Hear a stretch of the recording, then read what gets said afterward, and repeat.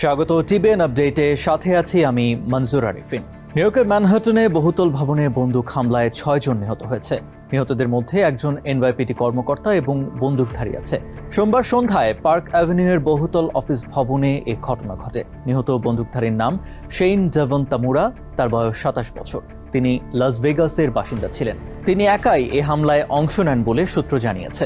ঘটনাস্থল 345 পার্ক অ্যাভিনিউয়ের 44 তলা ভবনে আন্তর্জাতিক পরামর্শক সংস্থা কেপিএমজি এবং বিনিয়োগ প্রতিষ্ঠান ব্ল্যাকস্টোনের অফিস রয়েছে।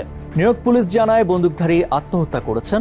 নিহত অন্য 5 জন হলেন একজন পুলিশ কর্মকর্তা ও 4 জন বেসামরিক ব্যক্তি। এ ঘটনায় কয়েকজন আহত হয়েছেন, তাদের মধ্যে একজনের অবস্থা আশঙ্কাজনক। পুলিশ বলছে তদন্ত চলছে এবং বন্দুকধারীর উদ্দেশ্য এখনও স্পষ্ট নয়। প্রত্যক্ষদর্শী নেকিশা লুইস ভবনের পাশে খাবার খাচ্ছিলেন।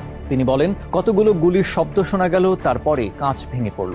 একজন রক্তাক্ত মানুষ দৌড়ে বেরিয়ে সাহায্যের জন্য চিৎকার করছিলেন। তিনি বলেন, মনে হচ্ছিল যেন যুদ্ধক্ষেত্রের মধ্যে পড়ে গেছেন। পুলিশ খুব দ্রুত সাড়া দিয়েছে, তারা লোকজনকে নিরাপদে সরিয়ে নেয়। এনওয়াইপিডি দ্রুত ঘটনাস্থলে পৌঁছায়। আশেপাশে থাকা ভবনগুলো লকডাউন করা হয়। এক ভিডিওতে দেখা যায় প্রায় 20 জন পুলিশ কর্মকর্তা ভবনের দিকে রওনা হচ্ছেন। তাদের ভবনের ভেতরে প্রবেশ করতে দেখা যায়। এফবিআই এর নিউ ইয়র্ক ফিল্ড অফিস থেকে কর্মকর্তাদের ঘটনাস্থলে পাঠানো হয়েছে তদন্তে সহায়তার জন্য। ঘটনাস্থল ভবনে থাকা কোম্পানি কেপিএমজি ইউএস এক বিবৃতি দিয়েছে। এই ভয়াবহ ঘটনার শিকার মানুষদের এবং তাদের পরিবারের প্রতি তারা সমবেদনা জানিয়েছে। নিরাপত্তারক্ষী এবং আইন প্রয়োগকারী বাহিনীর সাহসিকতার জন্য তারা কৃতজ্ঞ বলে উল্লেখ করেছে। ঘটনাটি কোনো নির্দিষ্ট কোম্পানিকে লক্ষ্য করে ঘটনা হয়েছে কিনা পুলিশ তা নিশ্চিত করেনি। নিউ ইয়র্কের রাজনৈতিক নেতারা ঘটনার নিন্দা জানান এবং পুলিশের প্রশংসা করেন। হাউস মাইনরিটি লিডার হাকিম জেফ্রিজ বলেন, এই ঘটনার জন্য গভীরভাবে বিচলিত। নিহত অফিসার এবং অন্যান্য ভুক্তভোগীদের জন্য তিনি প্রার্থনা করেন।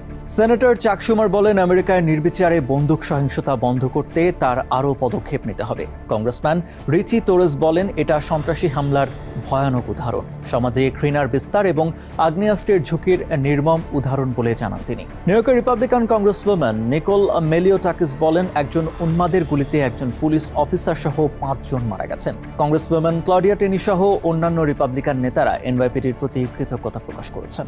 বর্তমানে উগান্ডায় পারিবারিক সফরে থাকা নিউ ইয়র্ক সিটি মেয়র প্রার্থী জোরান মামদানি এক্সে লিখেছেন, এই নারকীয় ঘটনার কথা শুনে হৃদয় ভেঙে গেছে। 345 পার্ক অ্যাভিনিউ 1969 সালে নির্মিত ম্যানহাটনের অন্যতম মর্যাদাপূর্ণ করিডোরে অবস্থিত। এটি একটি পূর্ণ সিটি ব্লক জুড়ে বিস্তৃত এবং এটির একটি পোস্টাল কোড রয়েছে। এই এলাকায় বেশ কয়েকটি বিখ্যাত স্কাইস্ক্র্যাপার অবস্থিত।